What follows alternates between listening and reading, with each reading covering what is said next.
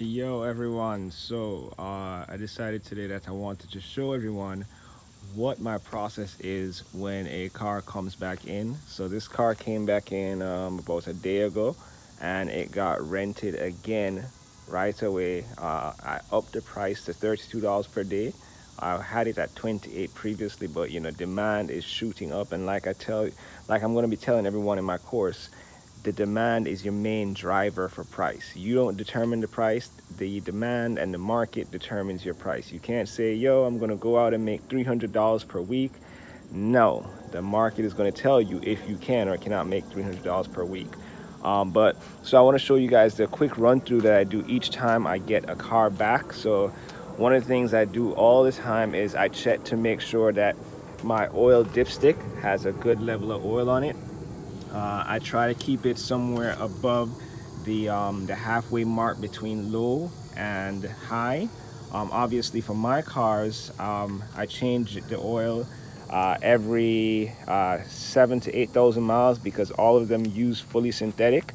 But if I have to top off every now and again, I'll top off just to make sure it's back up. I also check the air filter and the cabin air filter just to make sure that everything is clean. Um, and then once we go in the inside of the car, now this is all about cleaning. So all my cars, they have no smoke signs in them.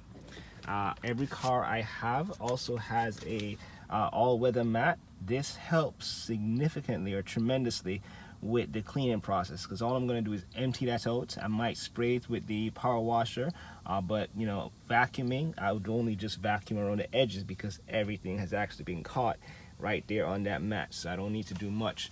Wiping down the car, I'll probably do that. Make sure we sanitize. I use Audubon to sanitize my cars every time that they come in. This car doesn't really need much of a clean out. Wiping down the car, vacuuming it.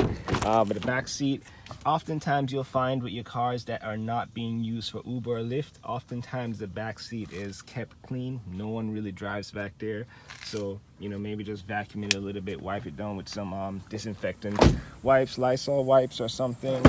Trunk pretty much normally stays the same. I rarely ever vacuum the trunk unless I have a person that did a lot of delivery stuff that they had to use the trunk for.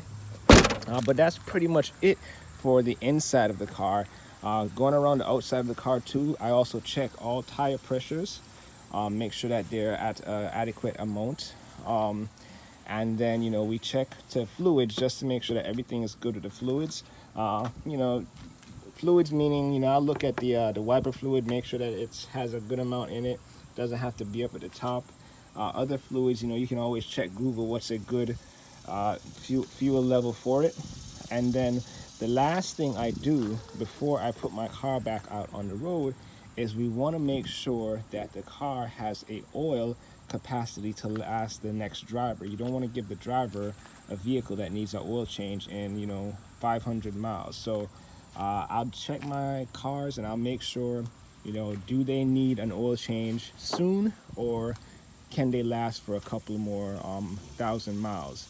And if it needs a oil change, then we knock that out right away. And yep, that's pretty much it. And if the check engine light is on, we also check the check engine light to make sure that everything else is good. But that's just a walkthrough on what I'll do on each of my cars as they come in. All right.